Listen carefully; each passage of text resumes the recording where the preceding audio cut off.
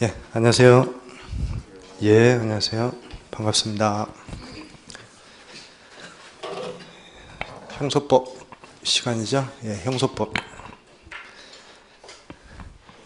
일단 형소법을 범죄, 그 다음에 형벌 한번 적어놓고 출발할게요. 범죄와 형벌. 범죄를 저지르면, 죄를 지으면 벌을 받는다. 이게 이제 먼저 한번 보겠습니다.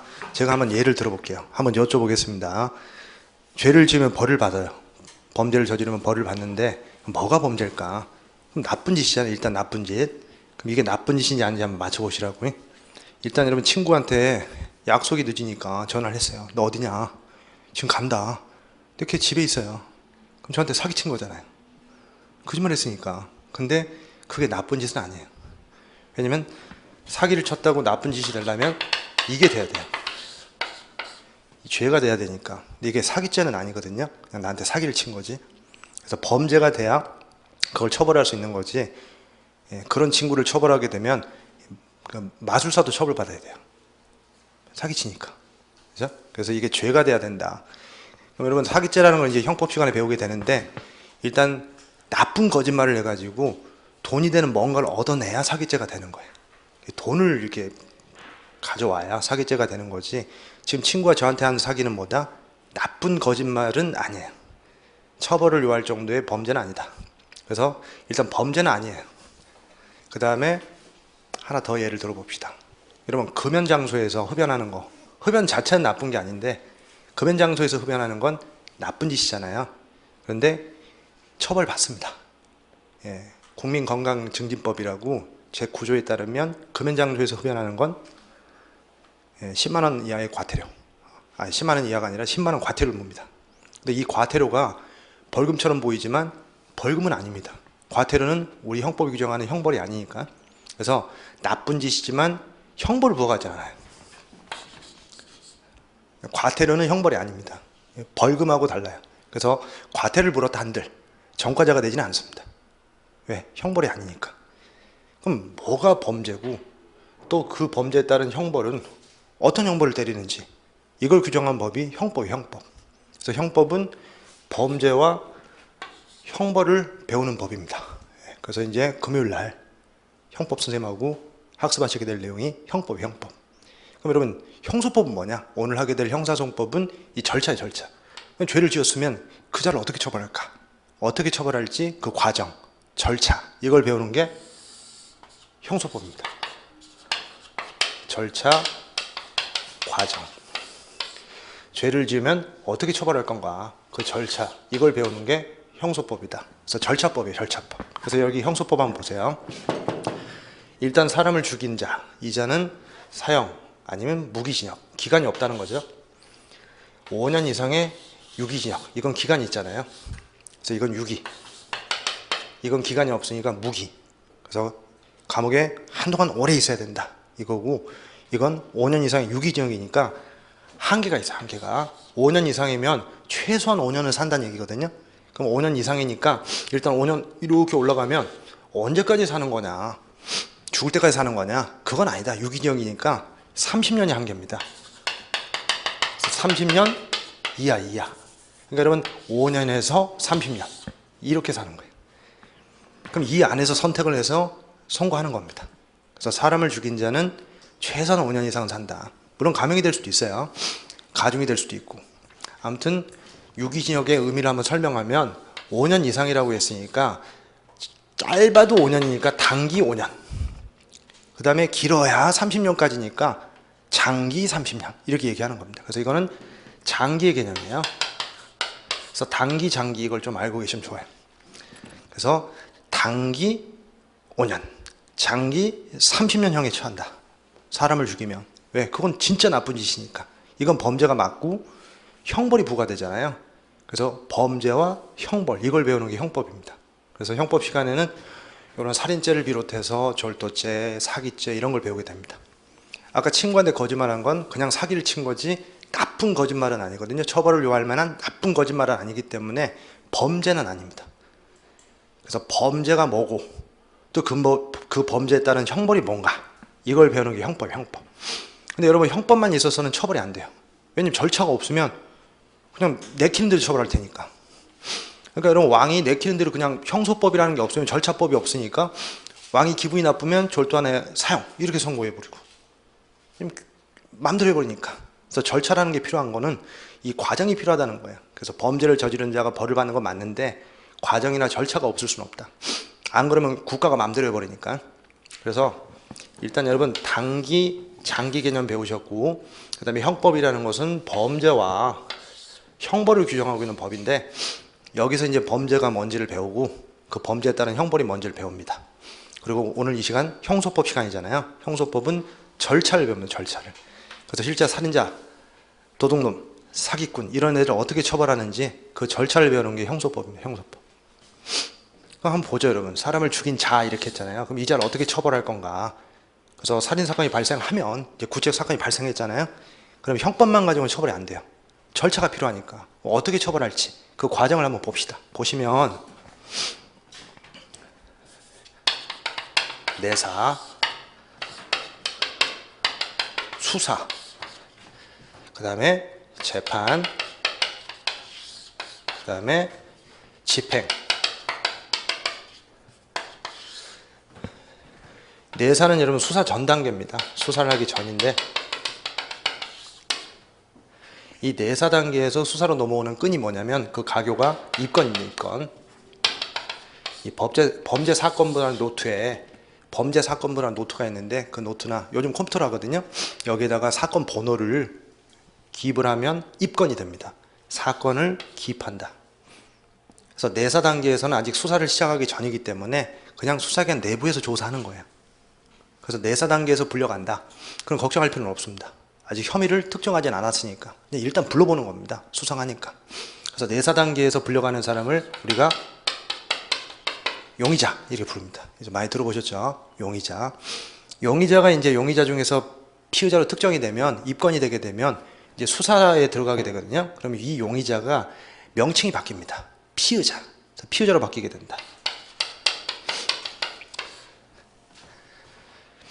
그 다음에 재판에 들어가게 되면 수사기관이 너 유죄니까 깜빵 가 이렇게 할 수는 없거든요. 판사가 유죄다, 무죄다 이렇게 가려줘야 돼요. 그래서 판사가 재판 과정에서 너 유죄다 라고 얘기를 하면 집행을 하게 됩니다. 감옥에 가게 된다고요. 그래서 재판받는 데는 명칭이 또 바뀝니다. 수사받는 자가 재판을 받게 되면 피고인이 돼요. 피고인. 똑같은 사람이에요. 그러니까 살인자, 저기 사람을 살해했다고 의심받는 자 있잖아요. 저자가 수사 전에는 용의자라고 불리우고 수사에 들어가면 피의자라고 불리우고 그 다음에 재판에 들어가면 피고인으로 불리우고 이제 집행을 받게 되면 이 감옥에 간다. 벌금을 내게 된다. 이렇게 되면 형을 받았다 해서 받을 숫자를 써서 형을 받았다 해서 수형자 이렇게 됩니다. 이제 출소하면 어떻게 돼요? 벌금을 내거나 감옥에서 나오게 되면 전과자가 되는 겁니다. 그래서 이런 용어가 중요한 거고 법률이 어려운 이유는 법률 용어가 어려우니까. 그래서 이게 기본적인 용어를 말씀드리는 겁니다. 그래서 등장인물에 대한 얘기를 하는 거예요. 이게 절차거든요. 과정이 있잖아요. 바로 이렇게 딱 수형자가 되는 게 아니라 이런 과정을 통해서 수형자가 되는 겁니다. 그래서 벌을 받는 단계는 2단계잖아요. 그래서 처음부터 바로 벌을 받는 게 아니라 어떤 과정이 있구나. 이 과정을 배우는 게 형소법이구나. 근데 여러분 이자들만 있는 게 아닙니다. 참고인이라는 단어가 있는데요. 이 용어도 그래서 피의자는 혐의를 받고 있다 해서 피의자인데 혐의를 받지 않는 자도 수사기관의 조사를 받을 수가 있어요. 그럼 참고인이 되는데 누가 참고인이 되느냐? 목격자나 피해자. 이런 사람들은 혐의자는 아니잖아요. 그래서 범죄 피해를 입은 피해자 아니면 법률을 목격한 목격자 이런 사람들 우리가 피의자라고 부르지 않고 참고인 이렇게 부릅니다. 그리고 이 참고인이 재판에 들어가게 되면 증인이 됩니다. 증인. 그래서 이 용어도 좀 알고 계시고요. 증인. 그래서 증인은 재판 과정에서 나오는 거예요. 증인하고 참고인 똑같은 사람인데 이 참고인은 의무나 제재가 없어요. 그래서 출석음도 없고 거짓말했다고 위증죄가 되진 않고 근데 얘는 거짓말을 하면 위증죄로 처벌받습니다. 상당히 무겁습니다. 형벌이. 그것도 범죄예요. 그래서 재판 단계에서는 거짓말하면 안 돼요. 목격하지 않은데 목격하지 않은 사람을 목격한 것처럼 허위 진술한다. 자기 기억에 반하는 진술한다. 그럼 위증죄가 됩니다. 그럼 그 위증죄 어디서 배우게? 형법 시간에 배웁니다. 형법 시간. 죄니까. 그래서 여러분 이 참고인과 증인도 같이 세트로 묶어서 알고 계셔야 돼요. 수사 중에 피의자나 참고인 얘기가 언급이 될 거야. 이 자들이 뭔지를 알아야 되니까. 그래서 혐의를 받는 자 피의자, 혐의가 없는 자 참고인, 혐의를 받는 자 피고인, 혐의 없는 자 증인, 이렇게. 그럼 이 자들은 객체. 수사는 누가 하느냐? 검사나 경찰이 합니다. 검사나 사법경찰관, 그래서 줄여 사경 아니면 사경관 이렇게 부릅니다. 사법경찰관이 경찰입니다. 경찰과 검사가 얘네들 수사합니다. 그래서 수사의 주체와 수사의 객체가 보이시죠? 누가 하는 자가 있으면 받는 자가 있으니까. 그래서 수사를 하는 자 얘네들, 수사를 받는 자는 얘네들. 이게 수사입니다. 수사가 뭐예요, 스님? 뭐 피의자 불러다가 조사하고 야 자백해라 처맞기 전에. 그럼 이게 뭐예요, 여러분? 피의자입니다. 혐의를 받고 있으니까. 제가 여러분 처맞기 전에라고 얘기한 이유가 수평관계가 아니라 수직관계예요. 수사는 아무래도 좀 엄합니다. 그래서 이렇게 수직관계라고 생각하시면 돼요. 이 둘 관계가 수직관계다. 그런데 재판은 그렇지 않다는 거죠. 재판은 판사가 주재하죠. 판사가 이렇게 주재를 합니다. 그래서 판사 앞에 서면 검사도 얌전해져요. 존경하는 재판장님. 그래서 재판의 모습은 수직관계가 아니라 이렇게 나타납니다. 그래서 여기 판사가 앉아있고 여기 검사, 그 다음에 여기 피고인과 변호인, 그 다음에 여기 증인, 그 다음에 여기 방청객, 이렇게. 그래서 앞으로 공판, 즉 재판이 나오게 되면 이런 모습을 상상하시면 돼요. 그럼 여러분 이건 삼각형인데요, 스님? 수직이 아닌데요? 예, 수평이에요, 수평. 여기 보시면 이 관계를 잘 보시면 돼요. 여기 지금 검사님이 계시죠? 그 다음에 엊그저께 수사 시절에 피의자였던 애가 지금 뭘로 앉아있어요? 피고인이 됐잖아요. 그럼 검사하고 피의자 시절 때는 수직이었는데 판사 앞에 쓰니까 어떻게 돼요? 수평관계가 됐잖아요. 그래서 이제 공정하게 재판을 받는 겁니다. 근데 여러분 힘이 안 맞잖아요. 검사는 힘이 좋고 피고인 힘이 안 되니까. 그래서 누가 보충을 해준단 말이야? 그 방어력을 보충해주는 사람이 누구다? 방어력 보충? 변호인. 그래서 변호인이 여기 등장하는 겁니다. 근데 오해는 하지 마세요. 변호인은 수사받을 때도 옆에 변호인이 있습니다. 능력이 되면. 그래서 변호인이 옆에서 이렇게 조력을 해줍니다.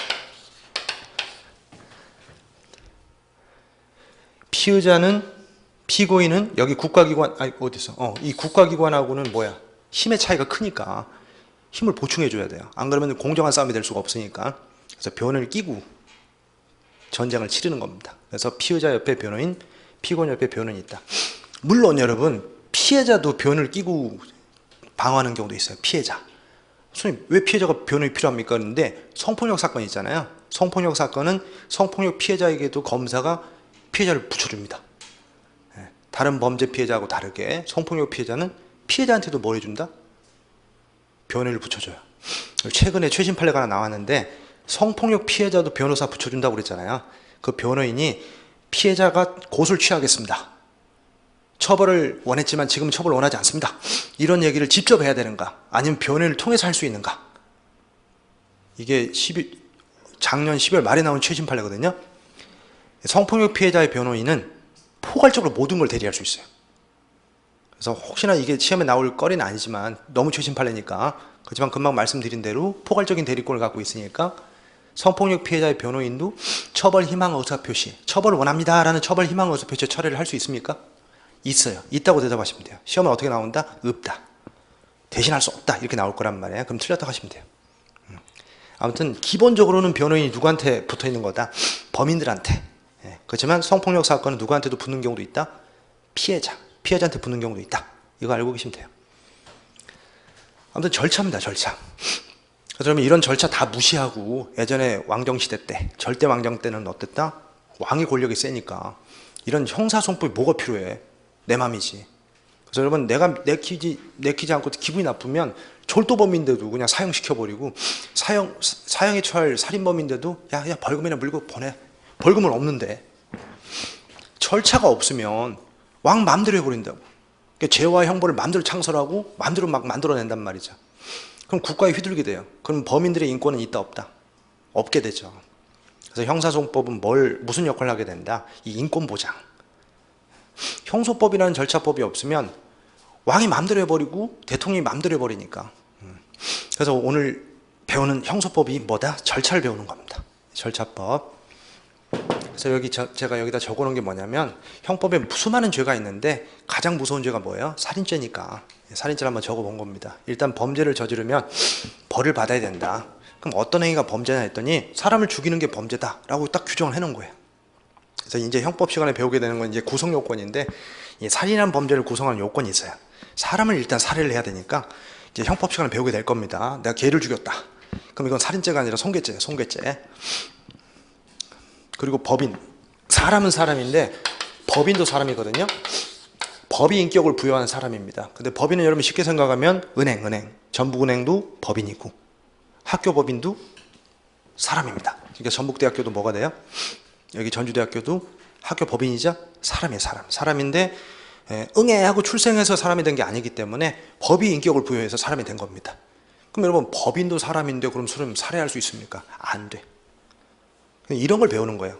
그럼 사람이라고 할 때 이게 법인이냐 자연이냐 이런 거 물어볼 수도 있거든요. 형법은요, 범죄를 배우는 거니까. 근데 법인을 살해할 수는 없으니까 그건 안 들어간다, 이런 걸 배우는 거예요. 또 태아는 사람이 아니니까 태아를 살해하는 것은 낙태죄지 뭐는 아니다, 낙태죄지 살인죄는 아니다, 뭐 이런 걸 배우는 게 형법입니다. 뭐 배울만 해요. 재밌어요. 금요일날 이제 보시면 알겠지만 험하게 생기신 분 들어오거든요. 그런 분도 하는데 내가 못할까. 그래서 형법은 할만해요. 재밌습니다. 근데 형소법은 절차법이라 되게 재미가 없어요. 그 용어가 어렵습니다. 법률 용어가 형법도 마찬가지고 경찰학도 마찬가지고 형소법도 마찬가지입니다. 법률 용어가 너무 어려워요. 그래서 제가 법률 용어부터 얘기를 드리는 겁니다. 첫 시간이니까. 지금 오늘 배운 게 뭐야? 피의자, 피고인, 참고인, 증인 뭐 이런 걸 배웠습니다. 변호인은 뭐 아실 거고, 내사 이런 것도 처음 들어봤는데 아직 수사 시작 전이구나, 입건 전이구나, 이렇게 이해하시면 돼요. 이렇게 법에 규정되어 있질 않아요. 내사는 우리 형소법에 규정은 없지만 판례들이 몇 개 있거든요. 그 판례들을 이해할 때 좀 필요해요. 수사 전 단계이기 때문에 용의자한테 보장되는 권리가 작습니다. 피의자한테 보장되는 권리보다는 좀 많이 보호를 못 받아요. 그걸 이제 판례를 통해서 확인을 해 드릴 겁니다. 아직 진도가 아니니까 그때 얘기를 드릴게요. 근데 내사를 모르면 뭔지를 모르니까 내사 단계를 좀 보시란 말이야. 범죄 해결 단계에서 제일 앞에 있는 거예요. 그리고 수사를 통해서 재판을 거치고 재판을 통해서 형이 확정되면 집행을 받고, 이게 절차법이구나, 이게 형소법이구나, 이걸 배우는 거예요. 그래서 여기 절차법이라고 나와 있죠. 그래서 여러분 쓸데없는 얘기는 할 필요 없어요. 이거 무슨 말인지 모르니까. 그래서 형법은 누구의 도움이 필요하다. 형소법이라는 절차법이 있어야 실현될 수 있다 해서 형법을 구체적 사건에 실현 적용하는 법이다, 절차법이다, 이렇게 적어놨습니다. 이건 이론적인 거고 우리 시험은 판례와 조문이 나오기 때문에 지금 초반이라 이렇게 얘기를 드리는 겁니다. 어려운 얘기를 하지 마세요. 그냥 형소법이 뭐냐? 그냥 형소법인데요, 이렇게 하셔도 돼요. 그렇게 말씀하셔도 됩니다. 시험에 안 나오는 얘기는 그렇게 막 얘기하셔도 돼요. 근데 시험에 나오는 질문을 그딴 식으로 얘기하시면 안 된다. 이거는 여러분 그냥 초반이고 용어 정리니까 가볍게 얘기하시면 돼요. 형법은 뭐다? 죄와 형벌. 그 다음에 형소법은 절차법이다, 이렇게 얘기하시면 돼요. 그럼 끝납니다. 이 밑에 한번 보죠. 지저분하게 콧물이. 아이고, 이게 아닌데 큰일 났네. 제가 지금 늦어가지고 마음이 급하네요. 호주에 산불이 크게 나서 지금 눈이 올 게 지금 비로 온다고 하거든요. 비가 오니까 차가 움직이질 않네요. 그래서 지금 급하게 전화를 드렸어요. 지금 전주에 들어오긴 들어왔는데 차가 안 움직인다고. 지금 엄청 뛰어왔습니다. 첫 수업이라 우리 학생들 기다리시니까. 야, 이거 큰일 났네.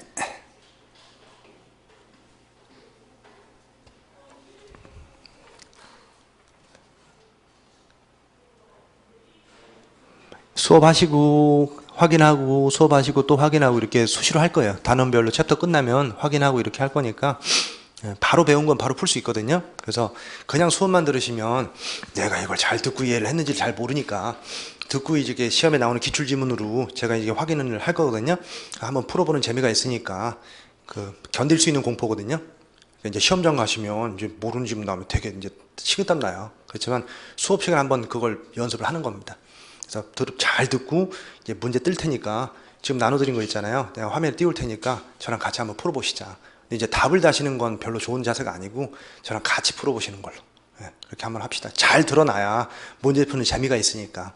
그리고 여러분, 고생 뒤에 쾌락이 없으면 공부하기 싫어요. 그러니까 그런 쾌락과 재미를 주기 위한 거니까 잘 듣고 문제 풀고 다 맞춰보고.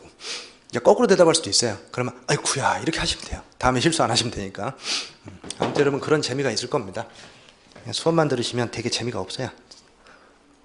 기대감도 없고 내가 잘 풀 수 있을까라는 거를 한번 잘 듣고 문제가 풀리면 수업 들을만 하네, 혼자 안 하길 잘했다. 근데 여러분, 혼자 할 수 있는 건 아닌 것 같아요. 이게 독하게 안 됩니다. 이런 용어 자체도 잘 이해를 못하고 또 이해를 했다 한들 잘못 이해하고 있을 수도 있어요. 그럼 본인이 그걸 모르면 더 위험한 거고요. 아무튼 여러분, 수업 잘 들으시고 문제 풀어보고 이렇게 합시다. 이거 되게 신경 쓰이게 해서 죄송합니다. 이게 콧물이 여길 보셔야 돼요. 저놈 나오나 안 나오나 보시면 안 됩니다. 나올 것 같아서 지금 계속 방어하고 있거든요. 지금 꾹 들이켜가지고 삼키고 싶은데 더러워서. 보시면 내사 나왔습니다. 내사. 요 밑에 보니까 여러분, 내사를 받는 자가 보이시죠? 내사를 받는 자를 우리가 용의자 또는 뭐라고 그래요? 피내사자 이렇게 부릅니다. 그래서 피내사자 위에 용의자. 이렇게 용의자.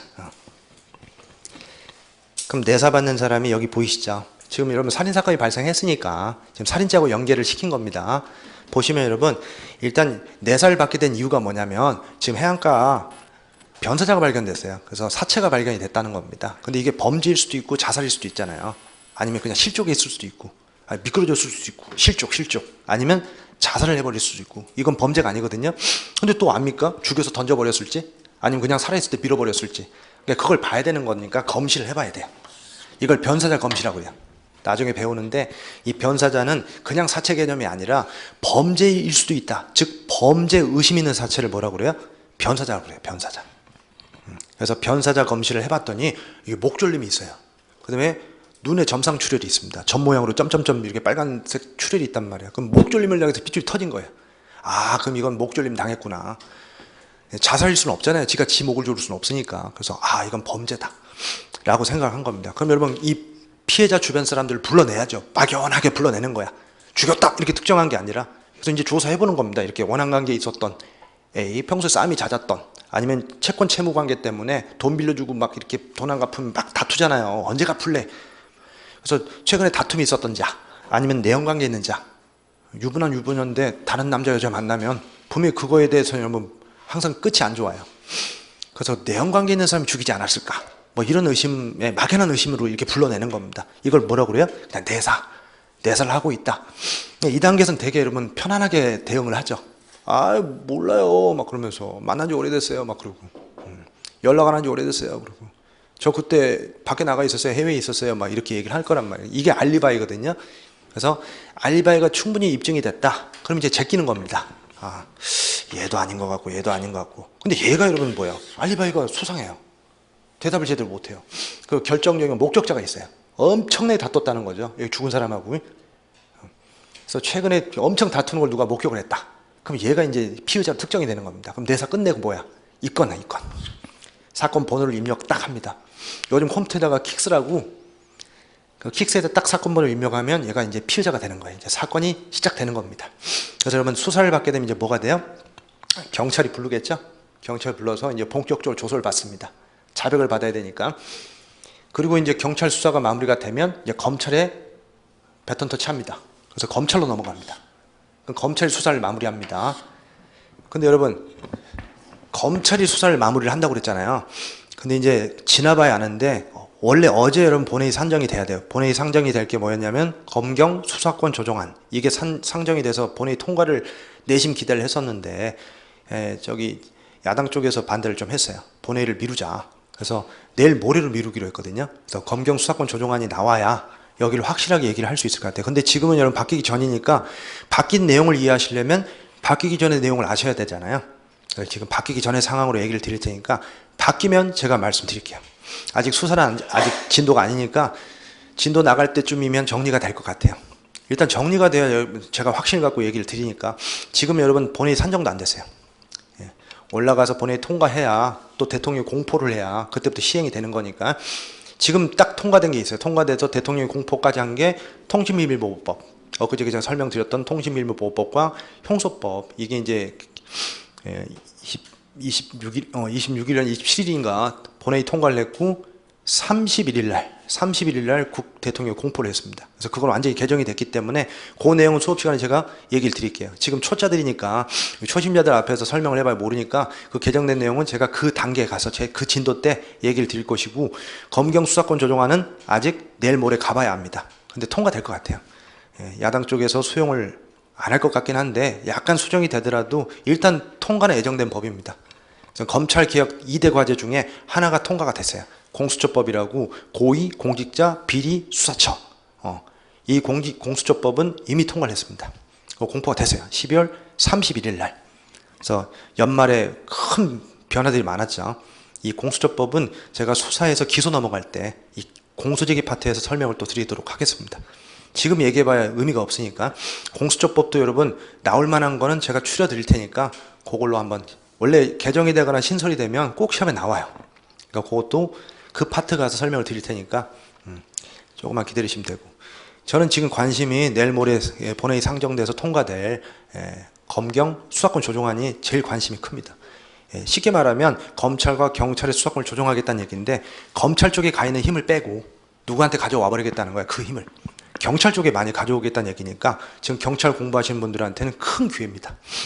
그래서 여러분, 경찰이 이제 살맛 나는 세상이 열릴 것이다. 그러니까 지금 관심이 큰 거죠. 지금 제가 왜 이 얘기를 드리냐면, 지금은 수사 어떻게 해요? 경찰이 수사를 해서 검찰에 배턴 터치하시면 검찰이 수사를 마무리를 해야 돼요. 그런데 이제 지금 본안대로 통과된다면 일단 경찰이 수사를 종결할 수 있는 권리를 주겠다. 검사 손 안 타고 누구 손에서 끝낼 수 있게끔, 경찰 손에서 끝낼 수 있게끔 하겠다. 지금은 여러분 기소 의견이다, 불기소 의견이다 해서 경찰이 의견을 제시하거든요. 그럼 검사가 기소를 하든지 불기소를 하든지 검사가 결정하게 돼 있습니다. 근데 그 판단을 누가 하겠다는 거야? 검사 쪽에 맡기지 않고 경찰 내가 하겠다. 그게 가장 큰 쟁점이거든요. 그래서 내일 모레 가봐야 하니까 다음 주에 제가 얘기 드릴게요. 다음 주에는 뭔가 윤곽이 나타나겠죠?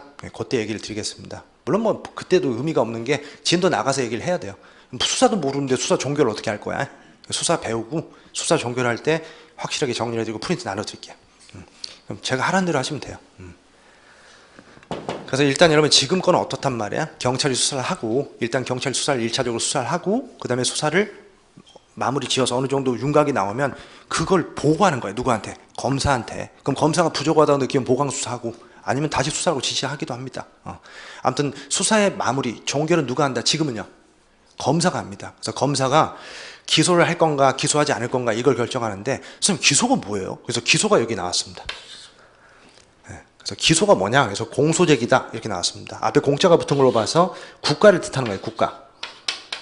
그 국가가 소를 제기한다 이렇게 생각을 하시면 되는데, 국가가 누구를 얘기야? 검사. 그래서 검사가 소제기를 한다. 그럼 소제기를 한다는 게 뭐냐 했더니, 여기 검사가 법원에다가 소제기를 하는 건데, 법원에 뭘 요구하는 거예요? 어떤 걸 요구하는 거다? 실체를 가려달라, 실체를 파악해달라, 이 사건의 실체를 파악해달라. 그럼 선생님 실체가 뭔데요? 유죄인지 있는지 무죄인지 없는지 좀 봐달라. 그래서 유죄인지 무죄인지를 판단해달라. 이걸 뭐라고 그래? 이걸 기소 또는 공소제기 또는 소추 이렇게 얘기합니다. 물론 정확한 뜻은 아니에요, 여러분. 완전 이퀄은 아니고 세미 이퀄인데, 완전히 똑같은 뜻은 아닌데, 우리가 소송법은 형소법만 배우시니까 똑같다고 생각하셔도 전혀 문제가 없습니다. 그러니까 앞으로 여러분 형소법 배우시면서 소추, 기소, 공소제기 이런 말이 나오면 다 똑같은 거예요. 어떻게 생각하시면 돼? 검사라는 사람이 판사님한테 이 사건 유죄인지 무죄인지 좀 판단해 주세요. 응? 네가 판단해 이게 아니라 판사님이 판단해 주셔야 돼요. 그래야 형벌을 부과할 수 있으니까. 그래서 검사라는 사람이 유죄 무죄 판단하면 안 되니까, 물론 유죄 무죄 판단해서 유죄라고 생각하니까 기소하는 거잖아요. 근데 검사가 유죄라고 생각해서 형벌 받지는 않습니다. 누가 최종적으로 판단해 주셔야 돼요? 판사가. 그러니까 판사님한테 부탁하는 겁니다. 가려달라. 이게 재판이거든요. 그래서 재판해 주세요 라고 얘기하는 건데, 유죄인지 무죄인지를 가려주세요, 그걸 재판해 주세요 라고 하는 게 공소제기입니다. 그래서 기소 나오면 이제 뭐라고 생각하면 돼요? 아, 검사가 지금 판사한테 재판해달라는 거구나 이렇게 생각하시면 돼요. 그래서 여러분 이렇게 기소를 결정하면 법원이 이제 재판을 하게 되는데, 여기는 또 공판이라고 얘기하고 있잖아요. 공판. 아까 재판이라고 제가 적었는데, 이 재판은 민간인들, 즉 일반인들 있잖아요. 사건하고 전혀 관계없는 민간인들 앞에서, 일반인들 앞에서 재판이 열리거든요. 그래서 일반인들한테 공개를 합니다. 공개를. 수사하고 달라요. 수사는 공개를 안 합니다. 그런데 재판은 방청이 가능해요. 그래서 여러분이 시간만 있으시면 법원에 가서 사건 구경할 수 있습니다. 재판하는 걸 구경할 수 있거든요. 그럼 이렇게 공개가 된다. 일반인들이 구경할 수 있다. 그래서 앞에 뭘 붙이는 거예요? 공개 재판이다. 그래서 줄여서 공판 이렇게 얘기합니다. 그래서 공개 재판, 공판 이건 그냥 쉽게 말하면 재판이야, 재판. 그래서 재판을 받는다. 누가? 피의자가 피고인이. 피고인. 아까 수사받는 사람은 피의자. 내사받는 사람은 용의자. 재판받는 사람은 피고인. 이렇게 되는 거죠. 그래서 거기서 유죄가 나올 수도 있고 무죄도 나올 수 있는데, 무죄가 나오면 재미가 없어요. 집행이 될 게 없으니까. 그래서 유죄를 제가 적어놨습니다. 그래서 유죄 판결이 선고가 되면, 여기를 잘 보시란 말이에요. 앞으로 유죄 판결 선고와 유죄 판결 확정을 구별을 하셔야 돼요. 유죄 판결이 선고되면 바로 확정되는 게 아니라 조금 있다가 확정이 돼요. 판결이 선고됐다는 것은 아직 확정이 안 된 상태입니다. 왜냐하면 우리 재판은, 우리 대한민국 재판은 3번까지 가능하거든요. 1심, 2심, 3심 3번 재판 받는데 법관의 얼굴이 바뀌어요. 그러니까 이렇게 생각하면 돼요. 1심에서 재판을 받았는데 마음에 안 든다. 그럼 여러분, 이 법원보다 또 높은 법원, 상급법원에서 재판 한 번 더 받고 싶잖아요. 그러면 여기 2심 법원에다가 상소를 하게 됩니다. 그럼 여기서 재판 한 번 더 받을 수 있어요. 그럼 두 번째 재판이죠? 두 번째 재판. 그 다음에 한 번 더 재판 받을 수 있어요. 3심. 그래서 재판을 3번까지 받을 수 있습니다. 그래서 여러분, 판결이 바로 확정되지는 않는다는 거야. 1심에서 유죄 판결이 선고가 되면 아직 선고 상태입니다. 미확정 상태이기 때문에 상소가 가능하거든요. 그럼 상소는 권리이기 때문에 상소를 안 할 수도 있고 할 수도 있어요. 그럼 뭐 여기 보세요, 여러분. 여기 보시면 이게 공판이라고 얘기했는데, 검사가 있고 피고인이 있고 변호인이 있잖아요. 그럼 얘네들은 뭐야? 서로 맞짱 뜨고 있잖아요. 그럼 검사 쪽에서 상소를 포기할 수도 있고 피고인 쪽에서 상소를 포기할 수도 있는데, 둘 다 포기를 해버리면 재판이 여기서 확정됩니다. 왜? 상소할 생각이. 나는 상소를 할 생각이 없으니까. 근데 한 사람이라도 뭐야? 이 양쪽 당사자 중에 한 사람이라도 상소를 포기하지 않으면 상소심으로 올라갑니다. 재판이 올라가게 돼 있어요. 얘네는 여러분 뭐야? 여기서 끝내고 싶은데 검사가 포기를 못 하겠다는 거야. 여기서 그냥은 못 끝내지. 형벌이 이렇게 가벼운데. 재판장님, 형량이 너무 가볍습니다. 양형이 너무 부당합니다. 형량이 가볍기 때문에 재판하면 더 해주십시오. 이렇게 얘기할 수 있다는 거야. 그럼 여러분, 피고는 거기 끌려가는 거야. 아, 여기서 끝내고 싶은데, 씨. 그래서 결론은 뭐다? 상소는 권리지 의무가 아니기 때문에 상소에 의해서 재판이 또 열릴 수 있는 가능성이 있다는 거예요. 그래서 여러분, 유죄 판결이 선고됐다는 것은 아직 미확정 상태이기 때문에 상소가 가능한 상태, 즉 불복이 가능한 상태라고 생각하시면 돼요. 그럼 여기 뒤에 뭐가 붙으면, 확정이 붙으면 이제 더 이상 불복할 수 없는 상태가 됩니다. 그래서 유죄 판결 선고 이렇게 나오면 아직은 확정이 됐구나 안 됐구나, 안 됐구나라고 생각하셔야 돼요. 그래서 여러분 올려보겠습니다. 아, 내가 올려야지.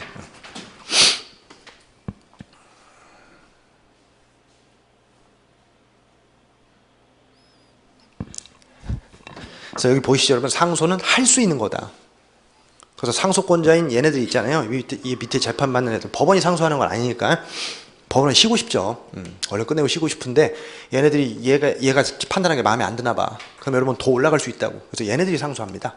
검사, 피고인, 변호인 얘네들이 상소한다. 그래서 상소할 수 있다. 근데 상소는 할 수 있는 거니까 안 할 수도 있고, 그렇죠? 그럼 상소 없이 뭐 할 수도 있고, 그냥 여기서 그냥 바로 확정될 수도 있고, 아니면 상소에서 올라가서 확정될 수도 있어요. 몇 심에서? 2심에서 확정될 수도 있고, 몇 심까지 가서 확정될 수도 있는 거다. 2심조차도 마음에 안 들어. 2심조차도. 그럼 몇 심까지 갈 수도 있어요. 3번이니까. 3심까지 가서 확정될 수도 있습니다. 그래서 재판이 3심까지 가서 확정이 무조건 되는 게 아니라 2심에서 확정될 수도 있고, 3심에서 확정될 수도 있고, 1심에서 확정될 수도 있습니다. 근데 이제 일반인들 있잖아요. 우리가 침 없고 백 없고 돈 없고 이런 분들이야 올라가는 것 자체가 비용이나 시간 때문에 부담해요.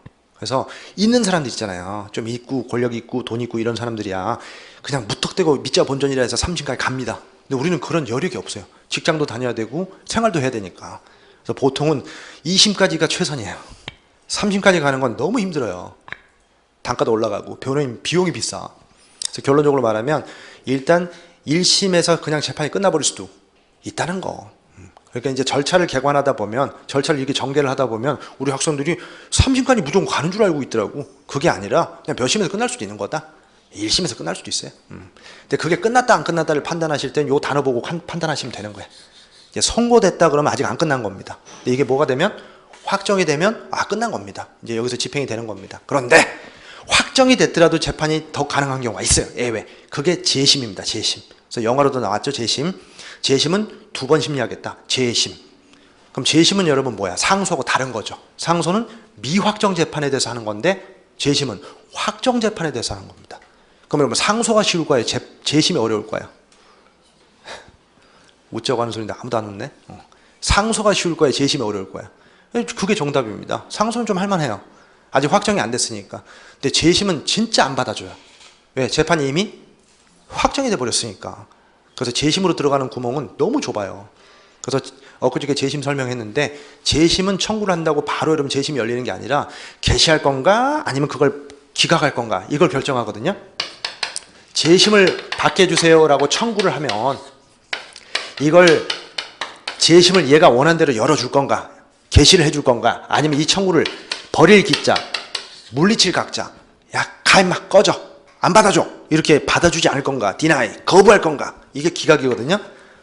그래서 재심은 구멍이 좁기 때문에 재심 청구에 대한 개시 결정이 나오고 심판을 해보고 여기서 이제 뭐야 또 결과가 또 나와야 되는데 실제로 여러분 재소자들은 뭐야 재심 청구를 했다가 개시 결정만 나와도 환대한 파티를 합니다. 왜냐면 개시 결정 나오면 절반은 이긴 거니까 그만큼 재심 개시 결정이 나오기가 힘들다. 그래서 재심 시간에 이제 저 끝에 배우는 게 재심인데 왜냐면 절차상으로 봤을 때 확정 뒤쪽에 있으니까 그래서 진도상으로는 뭐야 저 끝에서 배웁니다. 근데 아무튼 재심은 상소가 아니라는 거. 재심은 뭐다? 상소가 아니다. 왜 아닌 거다? 확정 재판이니까. 상소는 미확정 재판에 대해서 하는 거니까. 그죠? 그래서 그걸 한번 제가 그려본 겁니다. 아까 가볍게 본 거고 조금 더 양념을 친 겁니다. 그래서 여러분 보시죠? 등장인물 피의자, 뭐 피고인, 수용자, 용의자 이런 애들 보일 거야. 실제 사건에서 한번 보자 이 말이죠. 그리고 여러분 제가 이 밑에 그려놓은 건 이제 공판의 모습인데 아까 제가 삼각형 그렸잖아요. 삼각형. 그래서 삼각형의 모습이 보입니다. 여기 한번 보세요. 공판은 공개재판의 줄임말이다. 뭐 일반인한테 방청이 허용이 되니까. 그래서 일반 사람들 다 드러나는 얘기야. 사건하고 전혀 관계없는 사람이 재판을 구경할 수가 있습니다. 그래서 일단 일반인 재판을 구경할 수 있구나. 방청할 수 있구나. 근데 수사는 공개가 안 되는구나. 수사는 구경할 수가 없구나. 수사를 공개하게 되면 수사가 그르치게 됩니다. 왜냐하면 공범이 지금 안 잡혀서 도주하고 있는데 수사 과정이 공개가 돼버리면 걔 영원히 못 잡고 또 잡았다 하더라도 입을 맞춰버리니까 수사 과정을 공개할 수가 없어요. 그래서 항상 궁금하겠죠. 도주하면서도 내 공범이 지금 수사를 잘 받고 있나? 혹시 자백해버리지 않았을까? 내 얘기는 했을까? 막 이런 얘기가 궁금하니까 너무 수사 자료가 궁금한데 이 수사 기록이나 수사 자료를 공개를 안 해요. 수사 과정이 공개가 안 되니까 수사를 방청할 수가 없어요. 그럼 모른 척하고 구경할 수도 있잖아요. 근데 수사는 방청 과정이 없다니까. 그래서 수사는 비공개다. 그러나 재판은 공개한다. 그래서 공개재판이라고 부른다.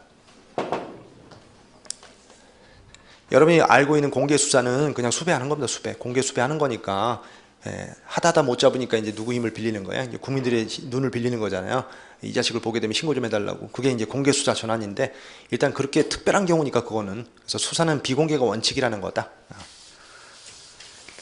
그래서 공판의 모습을 제가 지금 삼각형으로 그려봤거든요. 아까 제가 그려둔 그림이죠. 다시 한번 살펴보세요. 똑같은 그림인데 보시면 꼭대기에 누가 앉아 계시고 법원이 앉아 계시고 그걸 누가 이제 법원이 지켜보는 사람들이 누구예요? 이 둘이 싸우고 있으니까 잘 싸워야 승리를 자기한테 가져오는 거야. 누가 이기냐에 따라서 달라지겠죠. 검사가 이기면 유죄, 피고인이 이기면 무죄 이렇게 되는 겁니다. 유죄, 무죄. 주장하는 바가 다르니까 얘 둘이 싸우는 겁니다. 그래서 얘네들 뭐라고 그래? 이렇게 얘네들을 당사자 이렇게 부릅니다. 당사자. 왜냐면 얘는 제3자일 뿐이에요. 유죄가 나오든 무죄가 나오든 눈물 안 나요. 근데 유죄가 나오든 무죄가 나오든 눈물 나는 사람들은 이 사람들입니다. 그래서 이 사람들 당사자라고 그래. 당사자. 우리가 싸움할 때 그러잖아. 말리면 당사자님 빠지라고. 그래서 싸움의 당사자가 아닌 사람은 요 사람이에요. 요 사람. 그래서 당사자는 누구라? 검사나 피고인을 당사자라고 부른다. 소송 당사자. 그러니까 앞으로 당사자 이렇게 얘기하면 아 얘네들 얘기하는구나. 선생님 변호인은 왜 빼셨어요? 변호인은 피고는 거의 한 몸이야. 그래서 당사자라고 부르면 정확히 변호인을 넣으면 안 되는데 변호인을 함께 당사자로 칭하기도 합니다. 그러니까 이상하다 이렇게 얘기하시면 안 돼. 정확히는 변호인을 빼셔야 돼. 변호인은 당사자가 아니라 돈 주고 산 놈이니까. 내가 돈 주고 샀잖아. 얘가 무슨 당사자야. 얘는 돈만 받으면 되는데. 그렇죠? 하지만 얘 능력치가 너무 낮다 보니까 얘가 거의 90%의 힘을 발휘하잖아요. 그래서 준 피고인 생각하시면 돼요. 그래서 당사자 얘기하면 누구도 포함시켜도 돼요.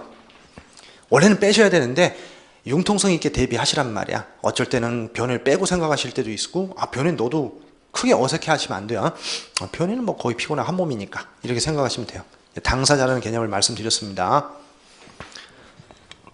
선생님, 증인은 왜 가운데 있어요? 증인이 원래 가운데 위치합니다. 그래서 가운데 위치하니까 지금 위치를 가운데 잡았는데, 증인이 여러분 여기 있을 때가 있었어요. 그거 옛날 법정인데, 옛날 법정, 옛날 영화 보시면 증인이 귀퉁이에 앉아 있을 때가 있거든요. 한쪽에 쏠려서. 그건 옛날 법정이고, 지금은 어때요? 이 법원 정면에 있습니다. 그래서 지금 현재 법정을 보신 적이 없고, 영화에서 보신 게 뭐야? 증인석이 법원 옆에 있잖아요. 여기 있는 경우가 꽤 있는데, 그건 옛날 거고, 지금은 뭐야? 증인석은 법관 정면입니다. 법관이 증인의 진술 태도나 진술하는 모습을 봐야 돼, 이렇게. 그래서 법관 앞에 있다는 거야. 그리고 피고인도 법관이나 검사나 변호인이 이렇게 신문할 때가 있거든요. 막 물어볼 때가 있죠. 취조할 때가 있단 말이야. 그때는 피고인도 여기 증인석으로 이동을 합니다. 나중에 배워요. 그래서 피고인을 신문할 때도 피고인이 무슨 석으로? 증인석으로 이동해서 거기 앉아서 재판받습니다. 이제 피고인 신문이 없을 때는 피고인이 자제를 지키는데, 여기 앉아 있는데, 그러니까 여러분이 최근에 뉴스 같은 데서 최순실 박근혜 피고인 재판받을 보면 오른쪽에 앉아 있거든요. 그럼 피고인 신문이 없을 때니까 꾸벅꾸벅 졸고 있고 막 그렇대요. 오른쪽에 앉아 있어요. 여러분 시각에서, 방청객 시각에서 이쪽이 맞습니다. 그런데 피고인을 신문할 땐 얘가 어디 앉아 있는다? 증인석에 앉아서 재판을 받는다는 거다.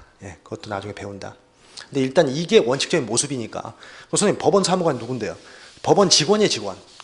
그래서 여러분, 제가 아까도 직원이 와서 세팅해 줬잖아요. 제가 판사라면 직원이 밑에서 열심히 뭘 적는 거야. 그래서 재판 과정에서 나오게 되는 진술들 있잖아요. 그런 요지 다 적을 수는 없으니까 요지를 막 열심히 적는 거야. 절차 수행 과정에서 생기는 그런 상황들을 전부 묘사하는 거야. 어디다가? 공판조서에다가. 그래서 이게 공판정에서 작성되는 공판조서, 누가 작성하는 거냐? 법원 직원이 작성합니다. 법원 직원. 그래서 법원 직원은 이 법관 바로 밑에 있어요. 그러니까 법대가 이렇게 크게 여러분 높은 데 있고, 판사님이 이렇게 세 분이 앉아 계시거든요. 좀 높아요. 이거 낮춰야 된다는 얘기가 있고, 너무 높으니까 권위적이잖아요. 근데 아직까지는 여러분 뭐요? 개선이 좀 안 되고 있는데 좀 많이 낮아졌다고 합니다. 아무튼 높은 데 앉아 계시고, 바로 밑에 쬐끄만 책상에 여기 속기사 앉아 있고, 빨리 적는 사람 있잖아요. 글씨 빨리 적는 사람. 속기사가 막 타자치고 있고, 여기서 법원 직원이 공판조서 열심히 작성하고 있습니다. 이번에 행정고시 합격자, 행정고등고시 합격자, 여기는 사법시험 합격자, 뭐 이렇게 되는 거죠. 다 고등고시 합격자들인데 책상이 좀 다르네요. 그래서 여러분 결론은 뭐다? 법원 사무관, 그 다음에 이쪽에 피고인, 변호인, 그 다음에 여기 검사, 여기 누구? 방청객. 이게 뭐다 여러분? 이게 이렇게 해서 공판이다, 이렇게 생각하시면 돼요. 됐죠? 가장 중요한 거고, 가장 여러분 뭐야? 핵심입니다. 왜냐면 공판을 모르고 기소를 모르고 형사법칙을 읽을 수가 없어요. 그래서 지금 여러분 등장인물을 좀 배웠습니다. 판사, 법관이 누군지 알 것 같아요. 법원도 누군지 알 것 같고, 검사님도 뭐 알 것 같아요. 변호사 알 것 같고. 근데 피의자, 피고인, 용의자, 이건 구별을 잘 못했을 거예요. 그래서 지금 구별하셔야 돼요. 용의자는 내사, 피의자는 수사, 피고인은 재판, 수형자는 재판 확정 후. 재판이 확정돼야 수형자가 되니까 벌금이 나오든 징역을 가든 확정이 돼야 수형자가 되는 겁니다. 아직 확정이 안 된 상태에서는 뭐가 가능하기 때문에? 상소가 가능하기 때문에 재판이 확정됐다고 볼 수가 없잖아요. 그럼 아직도 뭐야? 걔는 피고인이야. 수형자가 될 수가 없다고. 확정이 돼야 수형자가 되는 거다. 그럼 여기 교정직 학생들 뭘 배우는 거야? 그 수형자들을 다루는 공무원들이잖아요. 그래서 여기 집행단계를 배우는 겁니다. 여기서 일을 하시게 된 거야. 법무부 소속의 교정직 직원들은요, 지금 교정직 준비하시는 분들은 여기 수형자들 상대로 이렇게 직무를 행하시는 분들이고, 이제 우리 경찰, 검찰 하실 분들은 여기죠. 수사. 여기서 활동하실 분들이고. 그래서 여러분 절차법이 뭔가, 그래서 이게 여러분 단순해 보이지만 여기 세부적으로 격가지들이 막 생기겠죠. 그 세부적인 걸 배우느라고 이제 2달 동안 내내 바쁜 거야. 그리고 미리 말씀드리는데 이게 2달 안에 끝내기는 힘들어졌어요. 왜냐면 문제풀이가 개강이 되면서 3월까지는 가야 되거든요. 3월까지, 만약에 2월까지밖에 못 듣는 분이면 영상이라도 이렇게 들어보셔야 돼요. 이게 여러분 시간이 절대적으로 필요해요. 절대적으로. 짧게 할 수는 있어요. 여러분. 짧게 할 수는 있는데 문제가 안 풀리니까. 짧게 하면 여러분이 혼자 해야 될 몫이 커지니까 그럼 수업 들을 재미가 없잖아요. 그래서 여러분 제가 속도를 좀 빨리 하는 이유도 해드리고 싶으니까.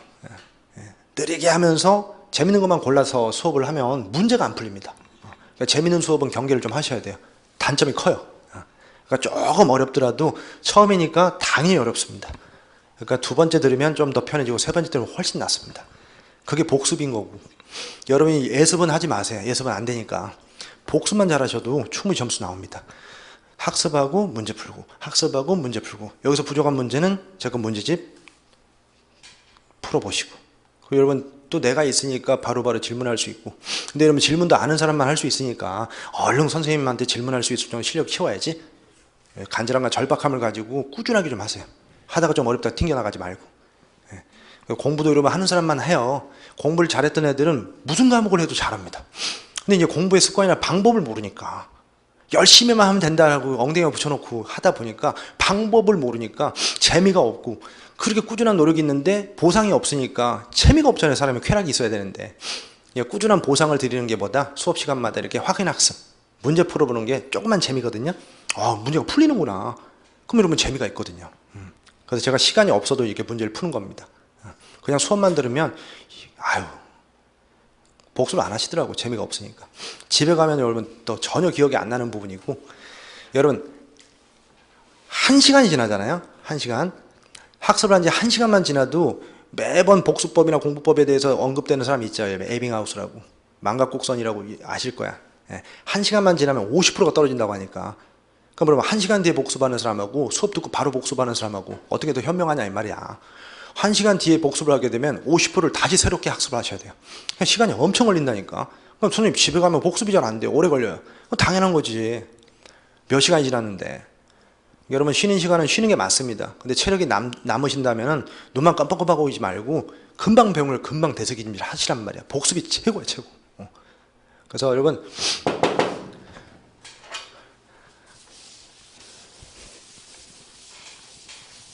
지금 몇 개 안 배웠다고 생각하시지만 계속 반복하셔야 돼요.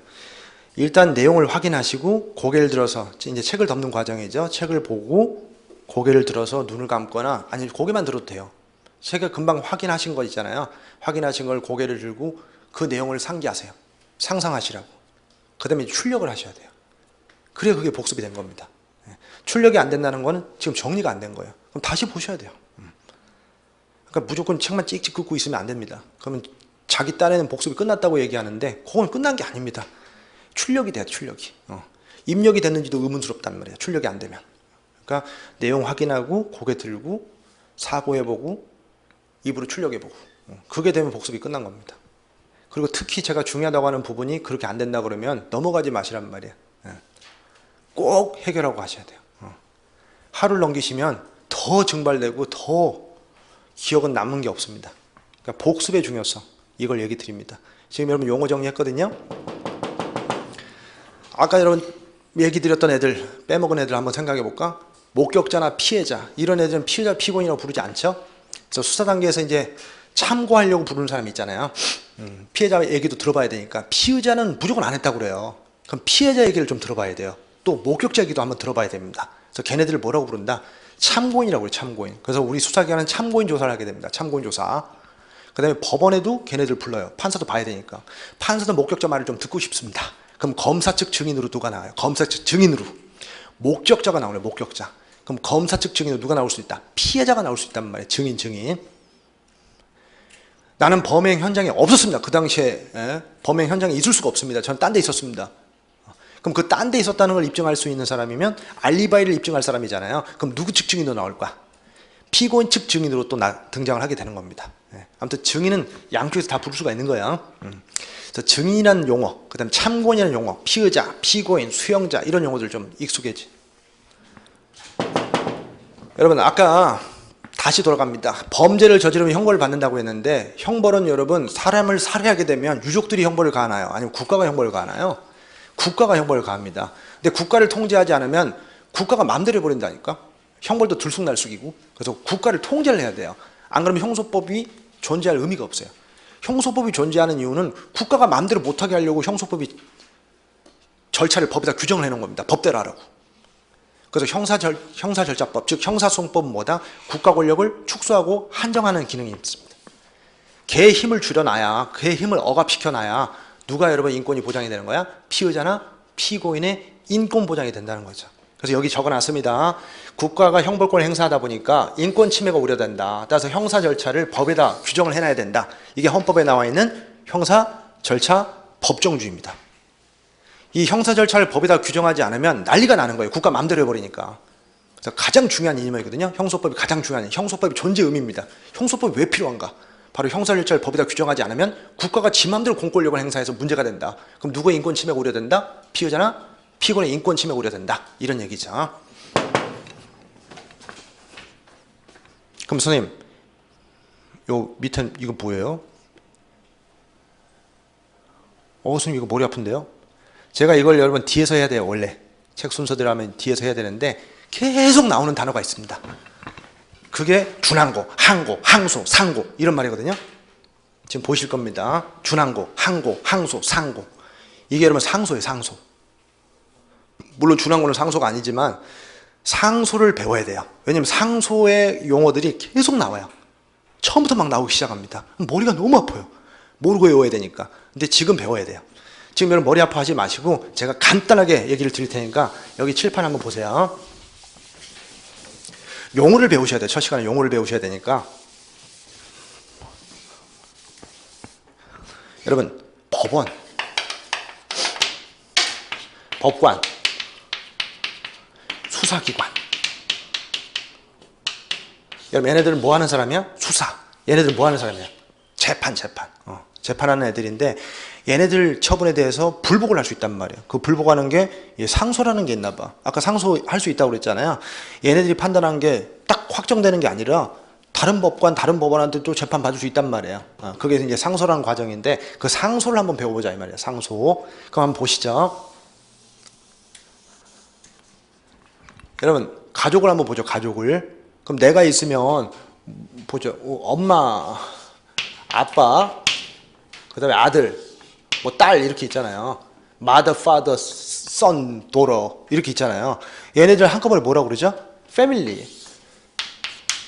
그러면 법원도 마찬가지야. 법원도 3명 이상이 법원을 구성하는 경우가 있고 1명이 법원을 구성하는 경우가 있어요. 그래서 여러분 법관이 이렇게 1명이다. 그럼 이건 단독 판사라고 그래요. 혼자서 재판하니까 단독 판사. 아니면 단독부 이렇게 부릅니다. 다 혼자서 재판하는 재판부 해서 단독부 아니면 단독 판사 이렇게 부릅니다. 단독 판사 또는 단독부. 그 다음에 법관이 3명일 때가 있어요. A, B, C. 그럼 여러분 이건 뭐야 여러분? 초콜릿인데요. 법원입니다. 이것도. 법관이 몇 명이죠? 3명이잖아요. 3명이 한 팀이에요. 그래서 3명이서 재판합니다. 3명이서. 이건 혼자서 재판하는 거고. 그럼 이걸 뭐라고 그래? 법원. 이걸 뭐라고 그래? 법원이라고 그래. 법원. 선생님 법원은 저기 동네에 있는데요. 그것도 법원인데 그건 형소법 시간에 관심을 끄셔도 될 법원이야. 그거는 시험에 안 나오는 법원이에요. 그럼 우리가 지금 말하는 법원은 소송법상 의미가 있는 법원이에요. 그래서 소송법상 의미의 법원이라고 부릅니다. 그럼 소송법 배우실 때는 저기 동네에 있는 그 법원을 생각하시면 절대 안 됩니다. 시험에 나오지도 않고 물어보지도 않습니다. 그럼 물적, 인적, 건물 이런 것들 있잖아요. 물건, 사람 이런 건물을 뜻하는 그 법원은 시험에 나오지도 않아요. 그럼 우리가 소송법상 의미를 갖는 법원만 이해를 하시면 되는데 지금 벌써 배웠습니다. 소송법상 의미가 있는 법원은 재판하는 법원이거든요. 그럼 재판하는 법원 딱 2종류야. 뭐야? 단독부, 합의부. 합쳐서 재판부. 재판부를 다른 말로 법원. 그래서 법원은 뭘 의미한다? 재판부. 그럼 재판부에는 뭐가 있다? 단독부, 합의부가 있다. 그럼 이 법원은 뭐 하는 법원이냐? 재판하는 법원이야. 재판하는 법원. 그럼 어떻게 재판하게 됐냐? 그 계기가 뭐냐? 기소. 그래서 여기다 기소했으니까 뭐가 된 거예요, 여러분? 재판하게 된 거잖아요. 누가 재판을 요구했으니까? 검사. 그럼 여러분 여기를 뭐라고 그런다? 소 이렇게 부릅니다. 소재기를 받았다. 수소법원 이렇게 부릅니다. 그래서 수소법원이라고 얘기를 안 하고 그냥 법원 이렇게 얘기하거든요. 근데 소송법 책에서 나오는 법원은 수소법원이야. 물론 수소법원이 아닌 법원도 있어요. 그럼 선생님 그 법원은 어떻게 구별하는데요? 그 법원은 유죄 무죄를 판단하지 않는 법원이에요. 그럼 예를 들어 볼게요. 이자가 구속이 됐는데 영장 없이 구속됐습니다. 그럼 판사가 발부한 영장 없이 구속됐으면 불법 구속됐잖아요. 그럼 이렇게 불법적으로 구금이 됐으면 억울하니까 나가고 싶잖아요. 그때 청구하는 게 적부심사입니다. 적부심사. 적당한지 부적당한지 적법인지 부적법인지 심사해 주세요. 그럼 여러분 그걸 법원에 청구하거든요. 그럼 그 법원은 뭐가 돼요? 수소법원이 아니죠. 그 법원은 유죄인지 무죄인지를 판단하는 게 아니라 이자를 구속할지 석방할지를 판단하는 법원이기 때문에 수소법원이라고 부르지를 않는다는 거예요. 그건 수소법원이 아닙니다. 그러니까 그게 수소법원인지 아닌지 시험에서 물어보지는 않습니다. 그러나 수소법원은 정확히 뭐 하는 법원이다? 유죄인지 무죄인지를 판단하는 법원입니다. 그래서 아무 말 없으면 그냥 무슨 법원이야? 99% 수소법원입니다. 수소법원. 그럼 수소법원이 선생님 뭐가 있는데요? 단독부, 합의부 이게 있다는 거예요. 그럼 선생님 법관은 뭔데요? 법관. 법관은 여러분 이거야 이게. 부품. 이런 부품이 뭐야? 하나의 물건이 되니까 이런 부품들을 법관이라고 그러는데 여기 법관 있잖아. 여기 법관이야. 그럼 법관 3명 합의부, 법관 1명 법원인 단독부. 그러니까 법관 1명인 법원은 단독부, 법관이 3명인 법원은 합의부입니다. 그래서 법관의 개념도 알고 계셔야 돼요. 법관은 부속이요, 부속. 법관이 하나만 필요하면 단독부, 법관이란 부속이 3개 필요하면 합의부. 그래서 법관은 여러분 법원의 구성기관, 줄여서 법관 이렇게 부릅니다. 선생님, 판사는 뭐예요? 판사 좀 이따 얘기할 겁니다. 판사가 범위가 더 좁아요. 법관이 범위가 더 넓고 법관 속에 판사가 들어가 있습니다. 여러분 등급을 한번 매겨볼게요. 여기 전주에 지방법원 있죠? 전주지방은 전주지방법원이 있어요. 그럼 전주지방법원보다 더 높은 법원, 상급 법원이 뭐야? 어디야? 광주고등법원. 광주고등법원. 그 광주고등법원보다 더 높은 법원이 서울에 있는 대법원, 지방법원, 고등법원, 대법원 이렇게 있단 말이에요. 그럼 여러분 대법원을 빼고 고등법원과 지방법원에 있는 법관들을 판사. 그럼 여러분 대법원에 있는 대법관들을 판사라고 부르지는 않는다. 그럼 어떤 범위가 더 넓다? 법관이 더 넓다? 판사가 더 넓다? 법관. 법관은 뭐 포함? 대법원장, 대법관 플러스 판사. 이걸 통틀어 뭐라고 그런다? 법관이라고 부릅니다. 안 적어도 됩니다. 좀 이따 법원 나올 때 나오니까. 노트에 있거든요. 일단 여러분 법관 속에 뭐가 포함되어 있구나.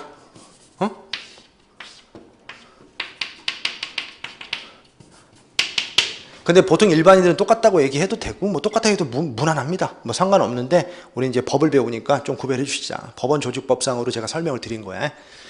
그래서 형소법에서는 이거 시험에 안 나와요. 시험에 안 나오는데 뭐 판사라고 할 때도 있고 법관이라고 할 때도 있고 법원이라고 할 때도 있으니까 헷갈리거든요. 선생님 재판장은 뭐예요? 좀 이따 배우겠지만 재판장은 여기 앉아있는 놈이 재판장이에요. 그럼 합의부 중에 대빵 판사를 뭐라고 그래? 재판장이라고 그래. 그래서 재판장님 이렇게 부르면 얘가 재판장이 되는 겁니다. 가운데 나이 들어 보이고 뭐 포마드 기름 바르고 제일 싸가지 없어 보이고 뭐 엉덩이 쭉 빼고 이렇게 제일 성의 없어 보이고 피고인한테 막말하고 에이 조용히 해. 내가 발언 기회 주면 발언해. 막 이렇게 막 나한테 반말하고 막 이렇게 하고 옆에 있는 애도 졸고 있고 이렇게. 요 애들은 짬밥이 안 되니까. 그래서 구력이 좀 보이는 애가 재판장입니다. 가운데 앉아있고 진행에 우월함을 갖습니다. 진행에 있어서 우월함을 갖는다. 다른 건 똑같아요. 판사들 다 똑같은데 권한이 똑같은데 진행을 할 때에 있어서만큼은 얘가 우월하다. 그래서 재판하는 내내 제일 말을 많이 하는 애가 누구다? 재판장이다. 그럼 선생님 옆에 앉아있는 애를 뭐라고 그래요? 여기 옆에 앉아있는 애를 우배석, 좌배석, 우측, 좌측 거기에서 배석판사 이렇게 부릅니다. 우배석, 좌배석 합쳐서 배석판사 또는 합의부원 이렇게 부릅니다. 안 적어도 돼요. 좀 이따 나오니까. 합의부원, 합의부를 구성하는 사원, 합의부의 사장님을 재판장, 사장님, 재판장, 옆에 있는 사원들을 합의부원 이렇게 부릅니다. 그래서 오른쪽에 앉아있다, 왼쪽에 앉아있다 해서 우배석, 좌배석 이렇게 부르기도 하고 아니면 합의부원 이렇게 부르기도 한단 말이야. 그럼 여러분 여기서 짬밥이 더 안 되는 애가 뭐 바깥에 햇빛 쨍쨍할 때 아니면 이렇게 추울 때 여기 비 오고 축축한데 현장에 나가서 검증하고 와. 범죄 현장 나가서 빗자국 확인하고 와. 발자국 확인하고 와. 이렇게 하면 이렇게 추운 날, 더운 날 나가기가 싫잖아. 그럼 여기서 짬밥 제일 안 되는 애가 나가는 거야. 투덜투덜 하면서. 투덜. 그럼 여러분 범죄 현장에 나갔다. 그럼 얘는 여러분 명령을 받고 나갈게. 부탁을 받고 나갈게. 명령을 받고 나가겠지. 무슨 부탁이야. 그래서 여러분 수명법관이라고 할까? 수탁판사라고 할까? 얘를 부를 때. 수명법관이다. 명령받고 나갔으니까. 그죠? 근데 다른 법원 판사님인 D한테 이 법원이 뭐 한 거야? 여기 현장이 당신이 더 가까우니까 여기는 서울인데 여기는 춘천이고 여기도 춘천이니까 당신 동네니까 당신이 좀 해주면 안 되겠냐라고 부탁을 할 때가 있어요. 그럼 이 법관은 뭐야? 부탁을 받았으니까 수탁판사야 암탁판사야? 수탁판사가 됩니다. 그래서 수명법관과 수탁판사 이런 개념이 나옵니다. 그럼 제가 물어볼게요. 수명법관, 수탁판사, 재판장, 합의부원 이런 애들 뭐라고 불러? 법원이라고 불러? 법관이라고 불러? 그냥 부속을 하나씩 물어보는 거잖아. 수명 수탁판사는 여러분 이 전체를 부를 때를 뭐라고 불러? 법원이라고 불러. 그럼 하나하나를 부를 때는 어떻게 해? 법관이라고 그래. 그래서 지금 법관들의 종류를 얘기 드린 거예요. 그럼 여기 봐요 여러분. 얘 뭐라고 불러? 수명법관이야? 수탁판사야? 수탁판사죠. 선생님 질문 있습니다. 수탁법관 아닌가요? 수탁판사라고 불러야 돼요? 왜 수탁법관이라고 부르면 안 돼요? 시험에는 안 나오는데 수탁판사라고 부르는 이유가 있죠. 수탁판사라고 부르는 거는 누가 빠졌다는 거야? 법관이라고 안 불렀으니까. 대법원장과 대법관이 빠진 거거든요. 어떤 미친 판사가 대법원장과 대법관한테 부탁을 합니까? 제일 상위 법관인데. 그래서 수탁이란 말이 어울리지가 않아요. 대법원장하고 대법관은. 그래서 뭐라고 부르는 거야? 수탁법관이 아니라 수탁판사. 그러나 여기는 대법관이다. 그럼 여기서는 뭐예요? 대법관 중에서도 야 김대법관 네가 갔다 와. 이렇게 하면 뭐가 될 수는 있어? 수명뭐는 법관은 될 수 있죠. 그러니까 수탁법관이 아니라 수탁판사. 수명판사가 아니라 수명법관 이렇게. 그러니까 법관 판사의 구별이 좀 되면 수월하다 이 말이야. 물론 외워도 돼요. 시험에 안 나오니까. 근데 여러분 이건 여러분 계속 명칭이 나와요. 수탁판사, 수명법관 이렇게 재판장, 합의부원 이런 얘기가 나오는데 용어를 모르면 어떻게 읽을 거야. 그 마무리. 그럼 제가 이걸 적은 이유가 뭐냐면 수사기관 누가 있죠? 검사와 사법경찰관. 경찰 아니면 검사야. 검사나 사법경찰관이 수사기관이에요. 우리는 사설탐정 같은 거 없습니다. 셜록이 없다고. 그래서 결론은 뭐다? 검사나 경찰이 수사기관입니다. 전부 국가기관이죠? 그래서 여러분 공무원이 되고자 하는 거니까. 그럼 여러분 이 셋을 제가 적어놓은 이유가 있습니다. 얼른 쉬어야지 하고. 여러분 이거 뭐야? 법원의 재판, 법관의 재판, 수사기관의 수사.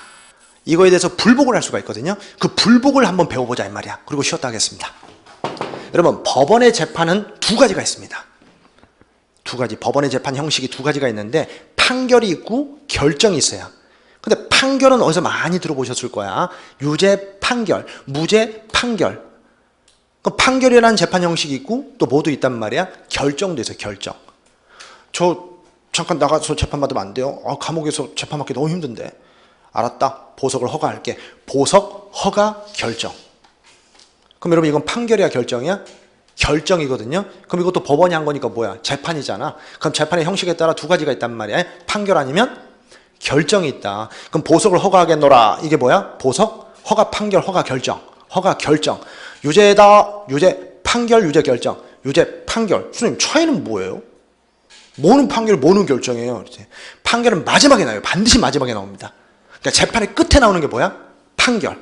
그럼 결정은 언제 나오겠어? 판결이 나오기 전에 나오는 것들이야. 그래서 판결 전 결정이야. 더 구체적으로 말하면 판결 전 소송 절차에 관한 결정. 다시 한번 판결 전 소송 절차에 관한 결정들이 판결이 나오기 전에 나온다고.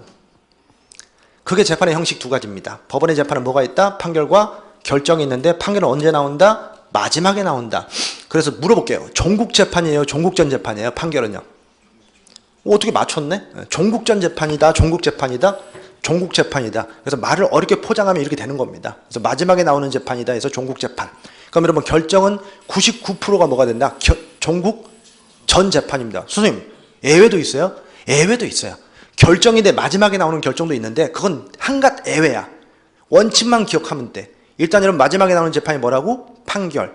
그럼 대부분 다 판결 전에 나오는 것들 뭐라고 한다? 결정이라고 얘기한단 말이야. 결정. 그래서 법원의 재판 형식은 두 가지. 뭐하고 뭐가 있다? 판결과 결정이 있는데 그 재판 형식에 따라 상소 이름이 달라집니다. 상소 이름이 달라져. 그게 바로 항소, 상고, 항고야. 이름이 이렇게 달라지니까 구별만 해주시면 되는 거야. 이제 자세히 배우는 건 뒤에서 배워야 되니까. 그럼 일단 적어볼게요. 얼른 하고 쉽시다. 피곤하니까.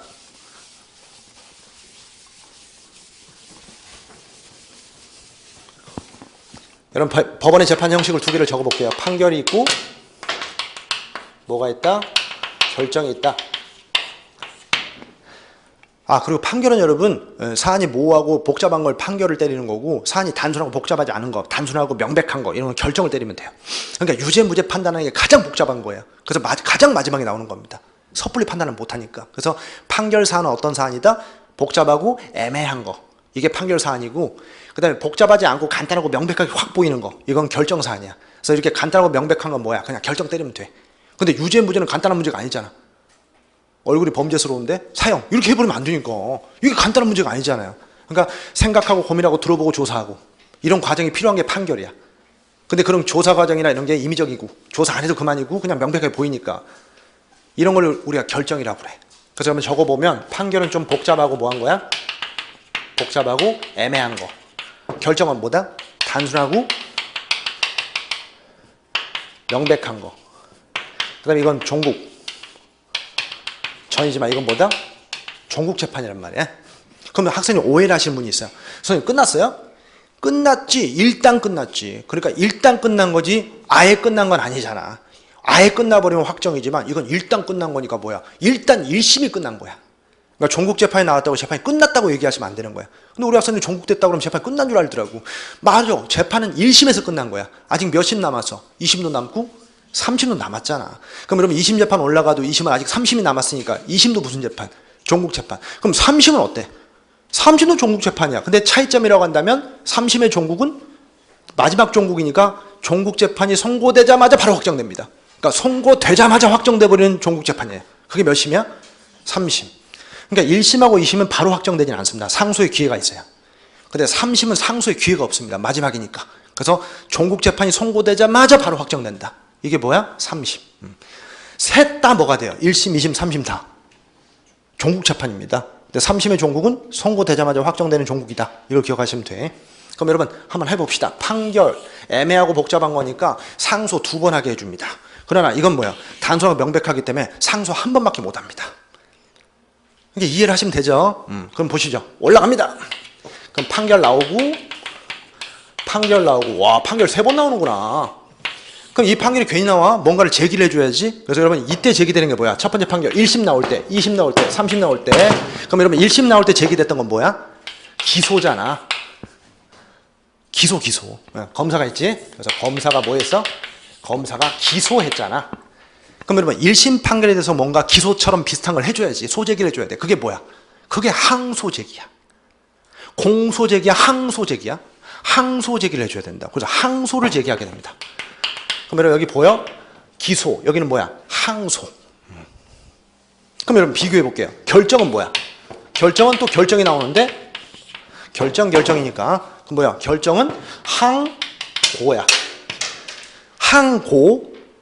판결은 항소. 결정은 항고. 그죠? 그 다음에 한 번 더 있다고. 판결은 뭐야? 상고. 그래서 항고하고 상고 헷갈린단 말이에요. 근데 여러분 이거 헷갈리지 마세요. 제일 위에 있고 제일 높은 데 있는 거야. 그러니까 제일 위로 제일 높은 데 가는 게 3심 가는 거니까 상고를 헷갈릴 필요가 없어. 위로 간다, 높은 데로 간다. 상고 이렇게 하시면 돼요. 그래서 항소는 뭐야 여러분? 시골에 많고 그럼 황소인데요. 그러니까 아무튼 여러분 기억이 안 나니까 황소가 됐든 기억을 하셔야 되니까 항소. 이건 목포죠? 그건 항구인데요. 그냥 항구라고 해. 목포는 항구니까. 그렇죠? 아무튼 여러분 결정은 뭐다? 항고. 목포는 항구. 그렇죠? 시골 누렁이는 황소. 판결은 항소. 그렇죠?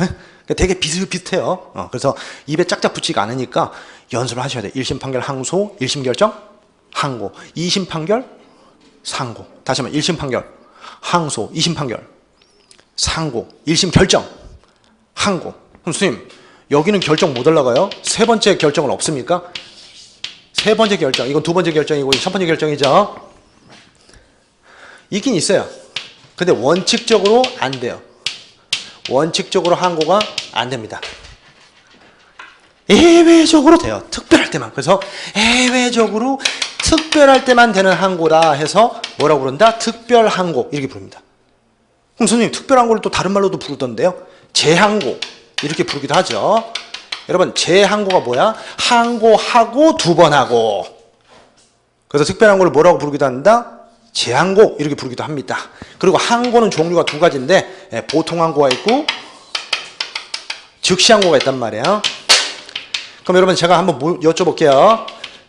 좀 기간 제한이 없는 것도 있고 기간 제한이 있는 것도 있거든요. 기간 안에 해야 된다. 기간 제한 없으니까 아무 때나 해라. 이게 있거든요. 어떤 걸 것 같아요? 기간 제한이 있는 게 즉시항고입니다. 보통항고는 기간 제한이 없어요. 이건 7일 안으로 하셔야 돼요. 원래 3일이었는데 이번에 개정된 게 뭐라고? 7일, 7일. 그래서 즉시항고가 3일이 아니라 너무 짧다. 헌법재판소가 이거 너무 짧다 라고 경고했어요. 바꿔라 해서 이번에 바뀌었습니다. 이번에 바뀐 게 7일, 7일. 그래서 3일 안에 이제 며칠이야? 7일, 7일. 그래서 예전에 공부하셨던 분들은 며칠 알고 있다? 3일. 지금 며칠이다? 7일. 이렇게 하시면 돼요. 보통하고는 기간은 있다 없다? 이거 기간 없어. 아무 때나 하면 돼. 그럼 파워가 없어. 그럼 이거 해서 뭐예요, 선생님? 파워도 없는데. 아무 때나 할 수 있는 장점은 있지만 파워가 없다는 얘기가 뭐냐면 여기서 결정 나잖아요. 이 결정이 마음에 안 들어요. 그래서 내가 뭘 했어요? 보통항고를 했어요. 근데 보통항고는 파워가 없다는 얘기가 뭐야? 이 결정의 집행을 막을 수가 없습니다. 그럼 여러분 물어볼게요. 보통항고는 집행 정지 효력이 있다 없다? 없다. 근데 즉시항고는요. 기간 제약은 있어요. 근데 파워가 있어요. 그럼 여러분 즉시항고를 한번 해볼게요. 이 결정이 마음에 안 들어요. 그래서 7일 안 들어 내가 즉시항고 하겠습니다. 해서 위에다가 즉시항고를 했습니다. 2심 법원은 1심 법원보다 더 높은 법원, 높은 법원. 높은 법원. 그럼 높은 법원에 소재기가 들어갔죠. 이재기가 들어가고 불복이 들어갔잖아요. 그럼 이 밑에 법원은 움직이지 못합니다. 이 밑에 법원의 결정은 집행이 못 돼요. 집행을 못 한다고. 그럼 이건 집행이 정지가 돼버립니다. 그럼 그러면 즉시항고는 어떤 파워가 있다? 집행 정지가 됩니다. 보통항고는요. 집행 정지가 안 돼요. 그럼 선생님 이 파워가 좋으니까 이거 마음대로 하면 되겠네. 이거 하고 싶다. 나 이거 할래. 이거 하고 싶다. 이거 파워 있으니까. 근데 이건 규정이 있을 때만 할 수 있어요. 그러니까 법에 규정이 없으면 즉시항고를 못 하니까 할 수 있다는 규정이 있을 때만 할 수 있어요. 그게 또 단점입니다. 그럼 여러분 세 가지 특징을 아셨네. 근데 보통항고는요. 할 수 있다는 규정이 따로 없어요. 그냥 결정은 뭐 할 수 있으니까. 항고할 수 있다는 이거 자체가 보통항고야. 일반적인 얘기. 그냥 결정은 뭐 할 수 있다. 항고할 수 있다. 그럼 여기 이 항고할 수 있다의 80% 이상은 뭐야? 다 보통항고야. 그러니까 보통항고는 규정이 없어.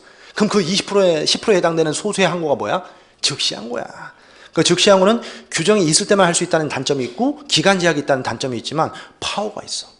이 결정이 마음에 안 들면 이 결정이 집행되는 걸 막을 수가 있다니까. 내가 상급법원에 뭐 하면 즉시항고를 하게 되면 집행을 못 해.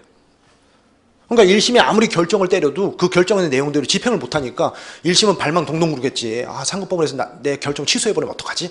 그래서 여러분 만약에 윗법원에서 뭐 해버리면 2심 법원이 1심 법원의 결정을 야! 취소! 결정을 취소시켜버리면 나가리 되는 거야, 나가리. 보통항고는 뭐는 없지만 결정의 집행을 막는 효력은 없지만 보통항고를 해도 역시 원심 결정, 원심 법원의 결정을 취소할 힘은 생기니까 해볼 만한 항고는 맞습니다. 그러나 일단 항고법원의 결정이 있기 전까지는 집행을 막을 길이 없으니까 파워가 약하죠.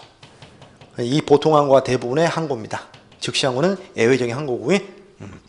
여러분 내가 왜 이 말씀을 드리냐면 이 특별항고에 대해서 한번 물어보고 싶어서 퀴즈 내겠어요. 퀴즈. 그리고 바로 쉬겠습니다. 여러분 이 특별항고는 원칙적으로 안 되는 항고예요. 2심 법원의 결정은 원래 상급법원에 올라갈 수가 없습니다. 왜? 단순 명백하니까. 이 단순 명백한 사안을 3심까지 질질 끌지 말라는 거야. 그냥 몇 심까지 가는 걸로 만족하라는 얘기야. 2심까지 가 임마. 3심은 안 돼 임마. 특별할 때만 돼. 특별할 때만. 그럼 이 특별할 때만 되는 이 항고의 형식은 보통항고일까 즉시항고일까? 퀴즈입니다. 즉시항고일 수밖에 없어요. 즉시항고일 수밖에. 특별항고니까. 그래서 여러분 여기다가 또 적어보면 똑같은 말. 대법원에 여러분 여기가 대법원이니까 무조건 대법원이야. 3심은 무조건 대법원이야. 그럼 대법원에 뭐 할 수 있다? 즉시 항고할 수 있다. 이걸 뭐라고 부른단 말이야? 제항고, 특별항고라고 부릅니다. 그래서 똑같은 말 기억하시겠죠?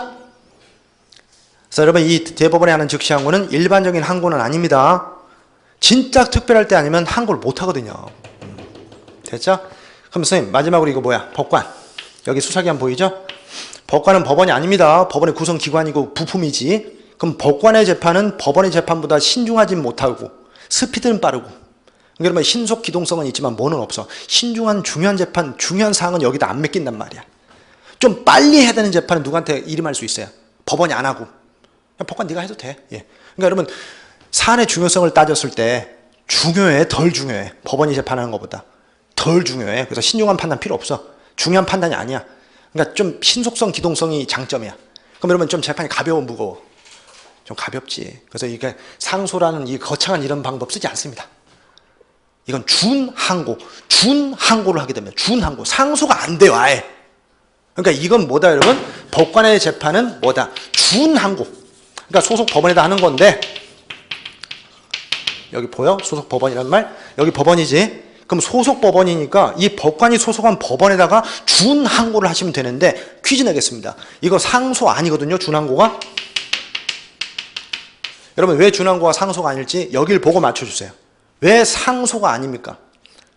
상급법원이 아닙니다. 상급법원에 해야 상소입니다. 여러분 여기 상소 보세요. 상소입니다. 위로 올라가니까 윗법원, 그 다음에 여기도 윗법원 올라가죠? 이거 상소입니다. 그 다음에 이것도 상소입니다. 이것도 상소입니다. 근데 이건 상소가 아닙니다. 아셨죠?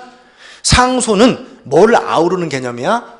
항고, 항소, 상고, 특별항고 이런 걸 아울러서 상소라고 불러. 상소.